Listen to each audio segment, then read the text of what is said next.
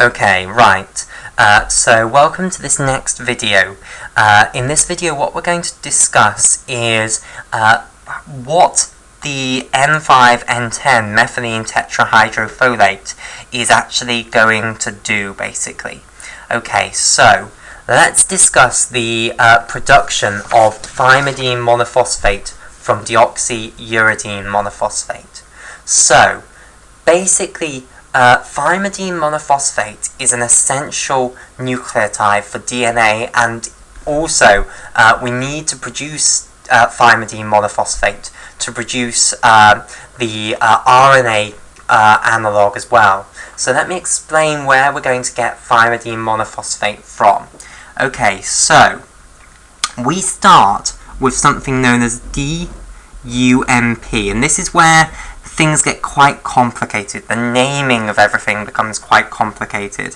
So this stands for deoxyuridine monophosphate, and we're going to see some horrendous rules in this discussion here. So deoxyuridine monophosphate.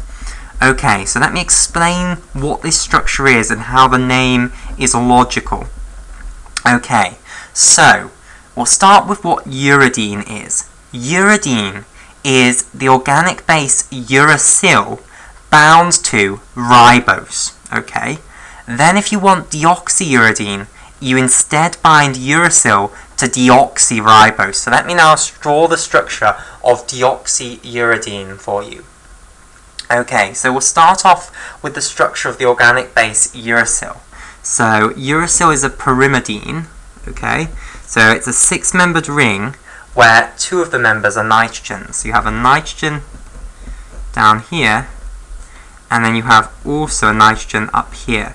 Now you no longer have the alternating double and single bonds, because instead what you have done is you've formed a carbonyl group here and also a carbonyl group here. This nitrogen then has a hydrogen off it, and this nitrogen will be linked to the sugar, basically. So this is the structure of uracil, basically. Okay, so this is uracil. Now, let's link it to deoxyribose. So let's show it linked to deoxyribose. So deoxyribose's skeletal structure is you have an oxygen at the top, and it's then a five-membered ring. So the other four members are carbons, like so. And then finally, off the top here, you then have the fifth carbon with a alcohol group coming off it. Okay, you also have an alcohol group coming off this third carbon down here. But in deoxyribose, you do not have an alcohol group coming off this second position. So this is deoxyribose. And in ribose, what you would have is you'd have an alcohol group coming off that second carbon. So that's the only difference between deoxyribose and ribose. Okay, so this is now, this whole structure here is what's known as deoxyuridine. Okay, so uridine is the name given to uracil plus ribose. So uridine is equal to uracil plus the sugar ribose. So the sugar when you have the alcohol group coming off the second carbon. Okay, so deoxyuridine is then uracil plus deoxyribose. Now, to convert this into deoxyuridine monophosphate, or DUMP, you then add a phosphate group onto this alcohol group up here. So, have I got space to draw this? Not really, that was short-sighted. Okay, I can draw it up here, I suppose. It just won't look as good. Right, okay, so here's our phosphate group coming along here. So the structure of a phosphate group is that you have a phosphorus atom at the centre, and then you have two alcohol groups coming off it, a double bond, an oxygen double bonded to it, and then a single bond to another oxygen, which has acquired a further electron from somewhere ionically and therefore has a negative charge. You can then perform a condensation reaction here to form what's known as a phosphoester link. So you'll take off the alcohol group from the phosphate group, take off the hydrogen from the alcohol group on the deoxyribose sugar, and bind the phosphorus atom to that oxygen atom there, and that will create you deoxyuridine monophosphate, or DUMP.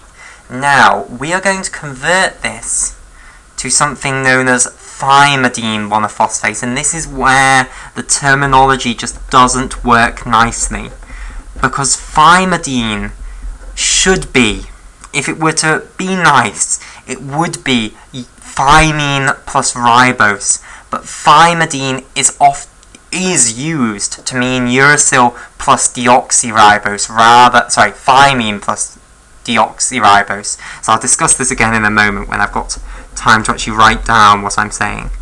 So this is we're going to create thymidine monophosphate, okay, and this is often abbreviated to TMP. Right. So let me stress that there are names given for all of the organic bases bound to ribose. So for instance, adenosine is adenine bound to ribose. So it's adenine bound to ribose. Okay? You can then go on. Guanosine is guanine bound to ribose. Guanosine is equal to guanine bound to ribose. Finally, there is also cytosine, or cytidine rather, guanine rather, plus ribose. Finally, there is cytidine as well, so I'll put this up here, cytidine, or cytidine I think it might be, which is cytosine, bound to ribose. Okay? So all of the organic bases have names when they are bound to ribose. Then, to ruin this great pattern, thymidine is not thymine bound to ribose, but instead is thymine bound to deoxyribose. Now this is just one of those annoying little facts in biochemistry that I wish wasn't true, but is the way someone decided to create it. So basically, this is why you don't need a DTMP here, because the thymidine monophosphate, this means thymine bound to deoxyribose. So what are you actually going to create then? So let me show you how you're going to undertake this reaction. So let me show you the structure of thymidine monophosphate. So we'll start with the bits that remain absolutely the same. So the phosphate group is here, and that is not changing. It's then bound to the 5th carbon of the deoxyribose sugar, and again that is not changing. Okay, so here is the deoxyribose sugar with this one alcohol group coming off this 3rd carbon. You then have the organic base coming off, and this is what's going to change, but only slightly. It's going to change from uracil to thymine. Okay, so it's not a massive change. So here is our pyrimidine ring again. Okay, then you still have this carbonyl group coming off here. You also still have a carbonyl group coming off here, hydrogen coming off there, but now you have a methyl group coming off there. And remember, this is a skeletal structure, so the way you show a methyl group is literally just by drawing a stick off. This denotes there's a carbon there, and then since it's got no more bonds, it implies that the other 3 bonds that carbon needs are to hydrogen atoms. So what have we done? Let's get the other picture in view as well. So all we've done is stuck a methyl group on here. And remember, there was already a hydrogen off this carbon because it only had 3 bonds. So really all we've done is stick a methylene group on. So really what we've done is temporarily go to molecular formulae. So what we did have was this kind of a structure here. So this was this corner in the uracil molecule. What we've actually done is converted it to this. Okay, we've stuck a methylene group in the middle of this carbon and this hydrogen that was here. So we need to have got a methylene group from somewhere. Now where do you think we're going to get a methylene group from in order to convert deoxyuridine to monophosphate into thymidine monophosphate?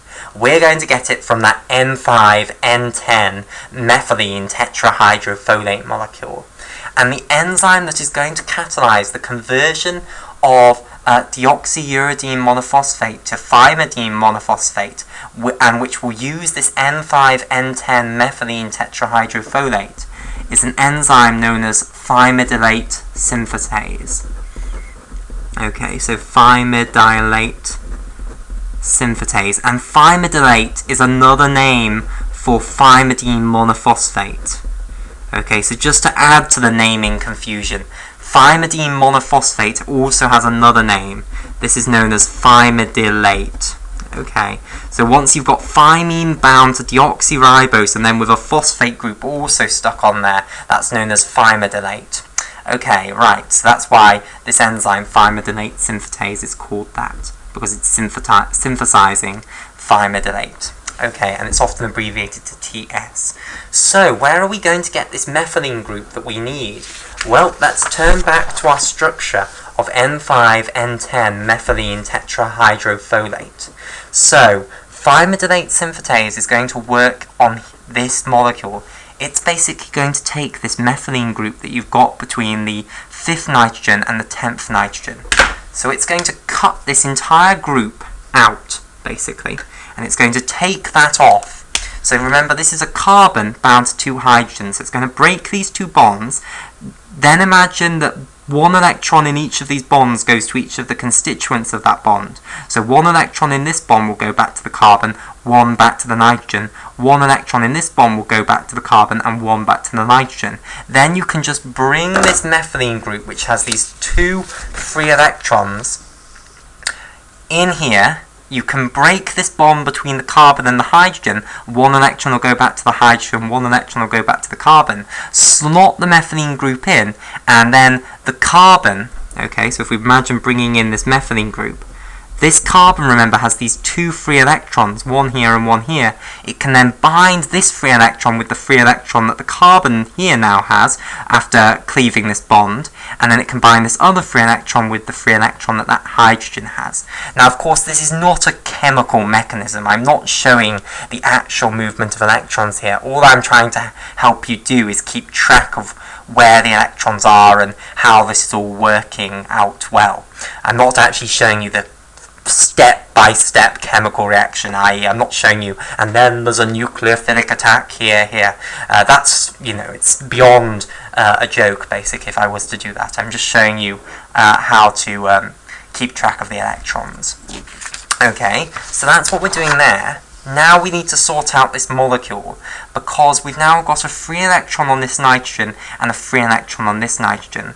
So what we're going to do is we're going to turn our attention to this carbon here.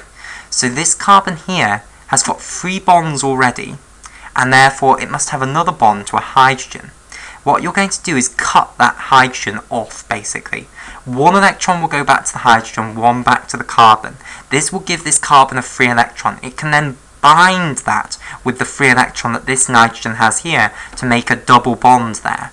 The hydrogen that we produce will then go off and bind with the free electron of this nitrogen. Now you'll be very grateful to know that the molecule we end up creating isn't a new molecule, it's a molecule we've already seen. Back up here, it's dihydrofolate. So basically what's going to happen is that you're going to turn N5N10 methylene tetrahydrofolate back into dihydrofolate here. And the enzyme that's going to do that is this thymidylate synthetase enzyme. And it's going to use the coupling of the return, well, it's going to couple the return of N5N10 methylene tetrahydrofolate to dihydrofolate to the conversion of deoxyuridine monophosphate to thymidine monophosphate, or thymidylate. So this is what thymidylate synthetase is going to do. Okay, right.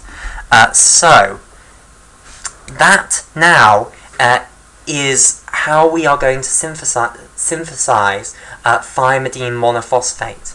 Now, basically, methotrexate is going to inhibit dihydrofolate reductase, and if you inhibit dihydrofolate reductase, and you inhibit the production of tetrahydrofolate, and if you inhibit the production of tetrahydrofolate, you inhibit the production of N5N10 methylene tetrahydrofolate. And if you don't get any of this, you're not going to get any deoxythymidine monophosphate. And we'll discuss in the next video what the consequences of that will be for the cell.